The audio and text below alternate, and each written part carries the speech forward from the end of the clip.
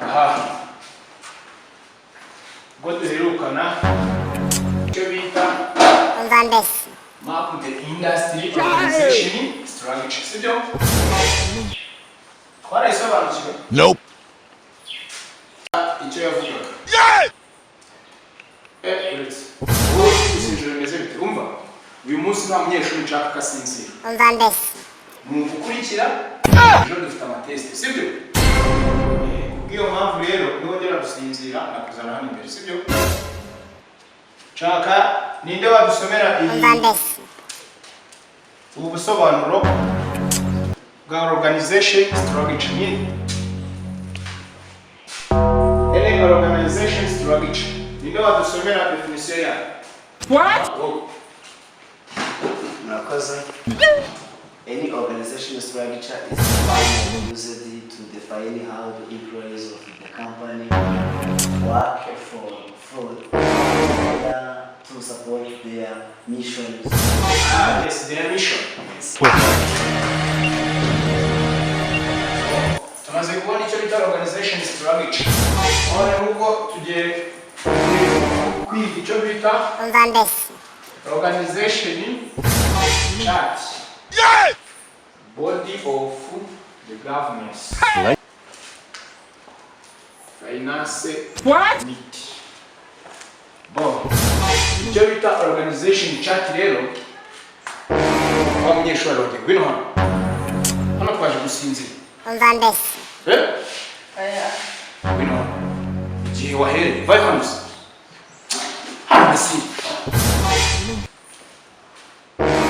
nakubwiye ko umuntu ongera kubona sinzira. Ticha ntabwo nzonje. Umva wewe gwino hano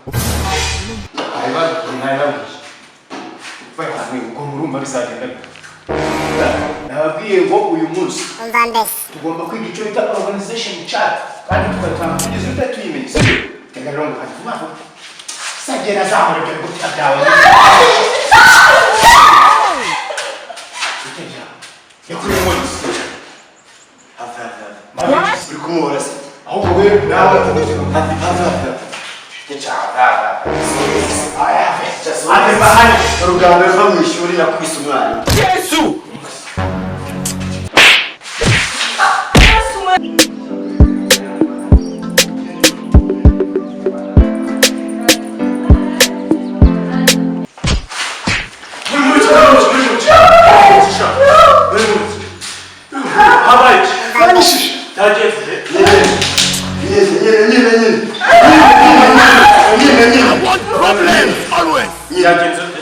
Nyine urumva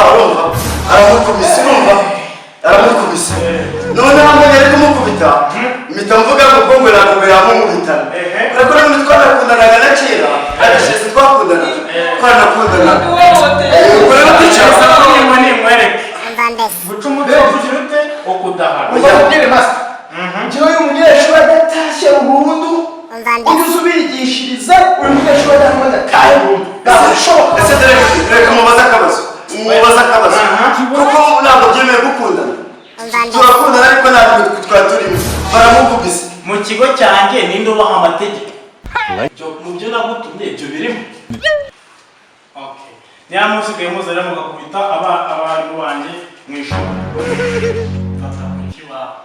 Fata ku kibaho nakubwiye ngo fata ku kibaho ni gute musigaye muza ukankubitira abarimu banjye.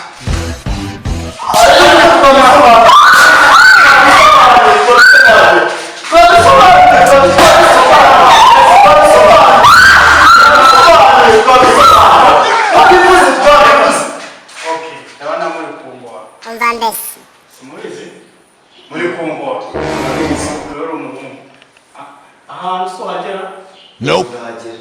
Amaguru yawe mbona nawe. Yesu! Nawe.